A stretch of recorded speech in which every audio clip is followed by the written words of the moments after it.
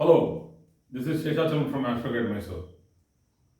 So today I am taking up a little different topic where actually I will be discussing about Kendras, Panapara and Apoklimas. So the Kendras are the quadrants, the first, the fourth, the seventh and the 10th houses from the ascendant. So I am taking Mesha as the Lagna, that is Aries as the Lagna, just for explanation purpose. And these are the houses, not the Rashis. The Rashis might be, split in between. I am not talking about the Rashis, I am only talking about the houses, and this is the first house. So the Kendras are the first, fourth, seventh, and the 10th houses. 90 degrees each. 0, 90, 180, 270, 360. The Panaparas are the next Kendras, that is 2, 5, 8, 11. 2, 5, 8, 11. Once again, they are also 90 degrees from each. So, the Apoklimas are the remaining four. The four corners as per the South Indian chart. I have not put the North Indian chart here because I need the board. So, the third, sixth, ninth, and the 12th house. Normally, as per the understanding, I'll write it here. The Kendras, Panapara, Apoklima. 1, 2, 3, 4, 5, 6, 7, 8, 9, 10, 11, 12. So these are the 12 houses. So Kendras 1, 4, 7, 10, Panapara 2, 5, 8, 11, Apoklima 3, 6, 9, 12. So these are the 12 houses split in a easier manner to understand. So they are called as birth,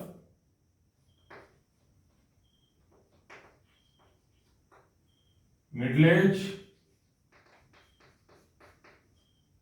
and old age or exit or death. Let us understand this better. Let us not go from birth, middle age, and death. Let us understand this better. I'll try to give you different perspectives. The Kendras can be listed with words like imagination. Imagine. Imagination. Dream. Seed. That is the birth. Birth of a karmic soul. Birth of a seed. Imagination. Dream. Okay? Desire. Motivation. Okay? The start of action.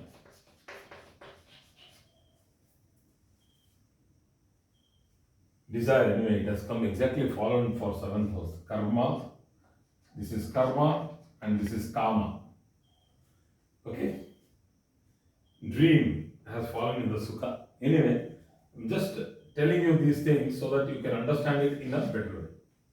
So, this is the Kendra, that is the 1, 4, 7, 10. You can put these words and attach to them. So, it's easier for us to understand. The second one, that is the Panapara, I'll be writing the words here.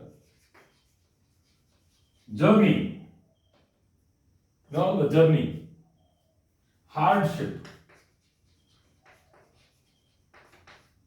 Hardship. Hurdles.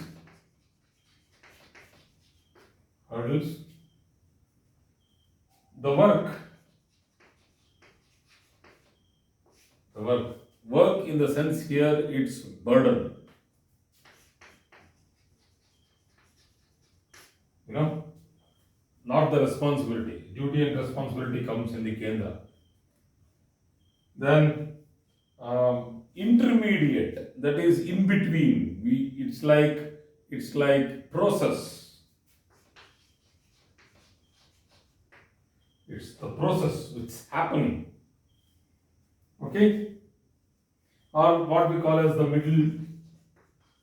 middle step. The middle step. So, what is Apoklima then? Apoklima is realization, the fruit,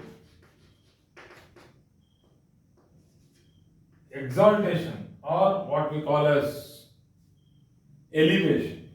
I will not put it to exaltation, I will not take spirituality to that level, I will just take it elevation. Status.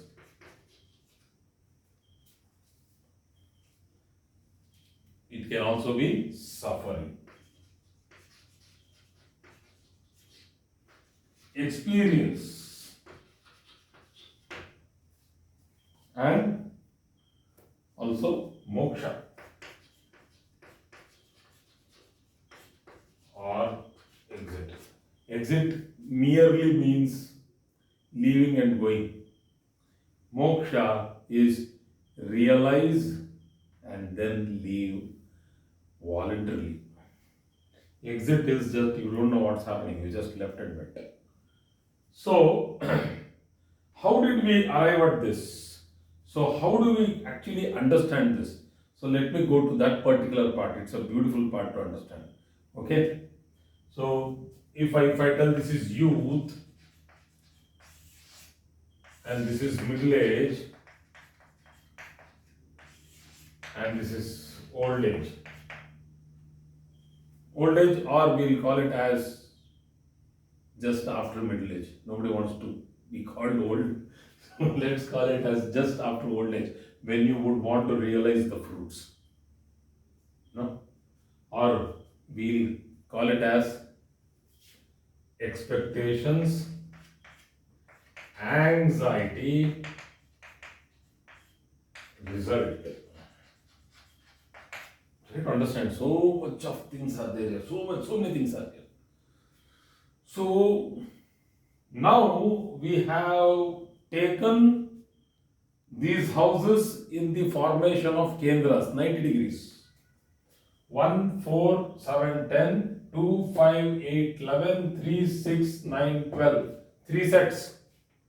Now I am going to formulate another 3 sets out of this. 4 sets out of this with a different combination. Let me do that. That is one kendra I have selected. I am not going to take the immediate Panapara. I will take the next Panapara, and from there I will not take the immediate Apoklima. I will take the next Apoklima. So what did I get? I got 1, 5, 9. Those are the trines.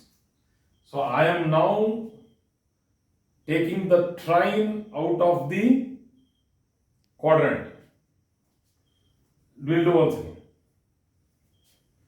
First I took number 4, that is the kendra. Then not this one, I did not take this. I went straight down here, so let me jump.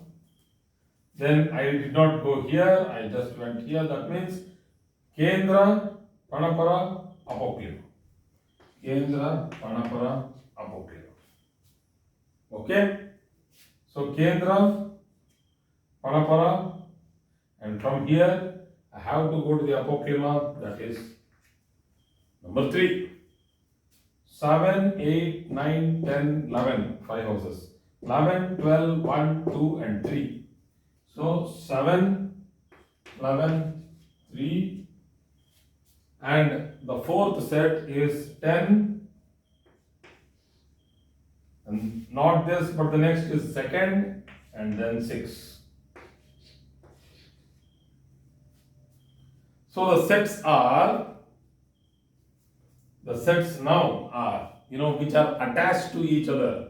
Try to understand this. Please understand how to now correlate or analyze a chart is whether a particular desire has a hurdle in between when it is getting processed, and whether that particular desire will become a fruit is what we are trying to study now.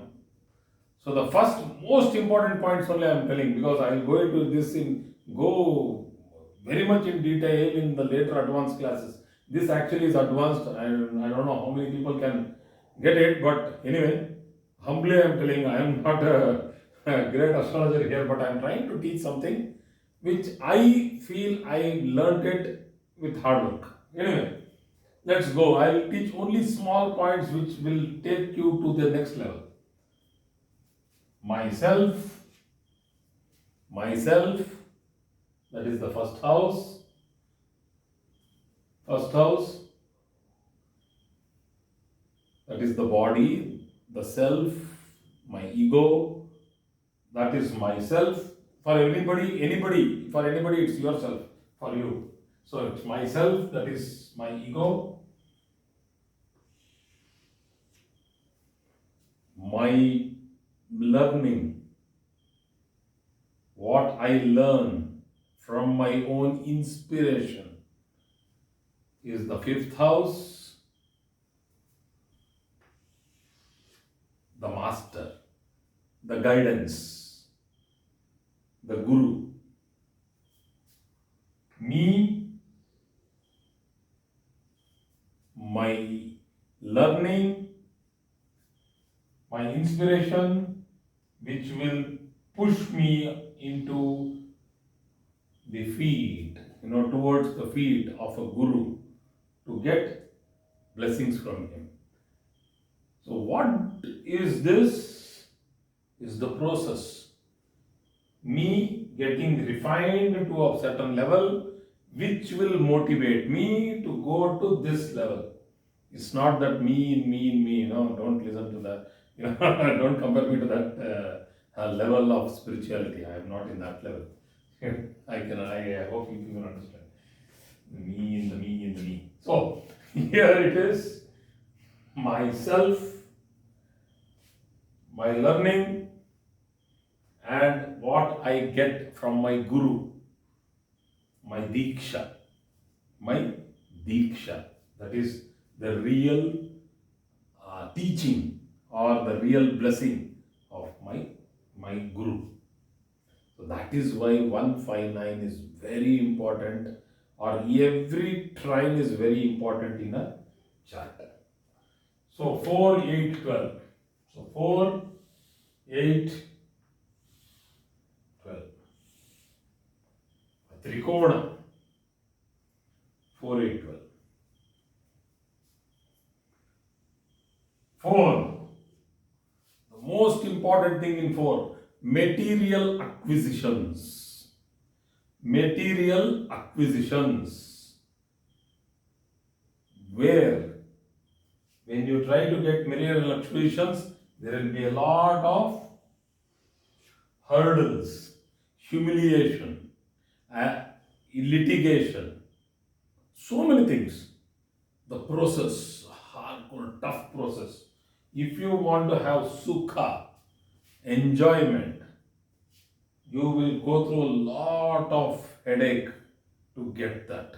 It's not easy. And finally, the fruit is realizing the material acquisitions.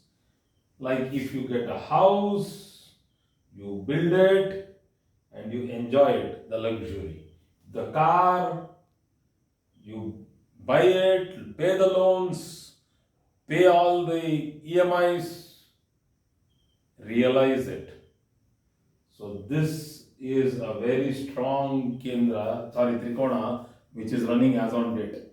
You want a house, you will have to pay your EMIs. So you will have to do the hardship here. It's not the loan. It is the reimbursement of loan. It's not the loan. Sixth house is loan. So don't think when I'm talking loan, simply don't jump there and tell, sir, you're talking about sixth house in the eighth. No, I'm talking whether you have the capacity to reimburse. That is EMI. Can you pay back? So how tough it is. The eighth house. Everybody in this world today has got stuck in this triangle, the fourth, eighth, and the 12th. Now let us go to the triangle of the seventh. Beautiful triangle. Transactions with the external world. How can you transact with an external world if you do not have people whom you know? So 11th house, friends or known acquaintance. Acquaintance, that is, you know these people, contacts. And communication. Communication. So the business happens. I'm just giving you one layer. The second layer is I'm not going to spouse. You marry the spouse, you get the profits. I'm not going to that level. So no, let us not make a joke out of astrology. Let it be very serious. So professional transactions. So let it be seventh house is karma karmasthana. So that means it is the one which controls the karma, the actions. So we call this the deed, what we do in this world and with whom we transact and how we transact it. Because 11th house is the house for both materialistic transactions and also for sannyasa. So depending on how the 11th house is posited, whether you will be successful in your business or not is to be seen. And the third house is the house where you have stira asti, that is your long standing property, earned property, because it is the second from the second bhava bhava, you will have to see it from the third house. So if you are selling a property also, you need to see the third house and the ninth house. They're very important. 33, 9, 11 come into play there. So 3, 9, 12 come into play there. Sorry. So this is how we have to see that. I may not be very clear now today because it's a huge thing which is being said here. So one by one, slowly let us go. So 10th house,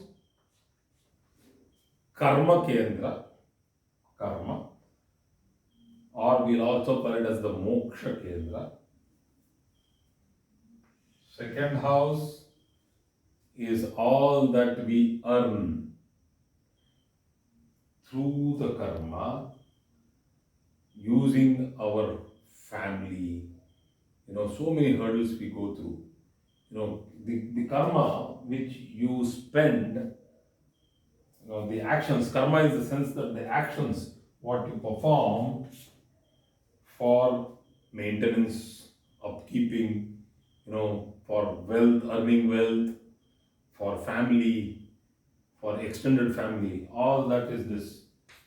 For whom do you do this? For the second house.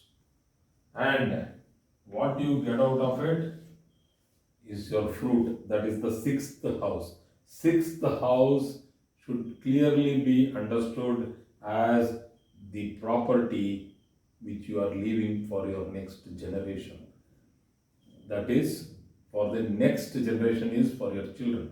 So that is how it is the second from the fifth house. So if all the houses are very important, now you understand that how these things get related. So if our question is like for example, there are many other things also. Let me not go into the questions. Like dharma, artha, kama, moksha. Dharma, artha, kama, moksha. So dharma, righteousness. Artha, finance. financial strength. Kama, anyway, I've written it here, desire or earnings to do something. Moksha, renunciation. I will not call it as real moksha, salvation, no. Renunciation. So from this level, you can do a lot of process. You can understand how actually the chart goes. So this is the link. I am just starting this class. So then later on, we can take up each house and tell how is it important, that what is the importance of the second house with relation to the other houses. What is the importance of the 10th house with relation to the other houses. How it is actually linked. The Kendra link, the Trikona link from the 10th. So that we can do later. So thank you very much for today's class. It's just an introduction of how to understand the Kendras, the Panaparas and the Apoklimas. Thank you.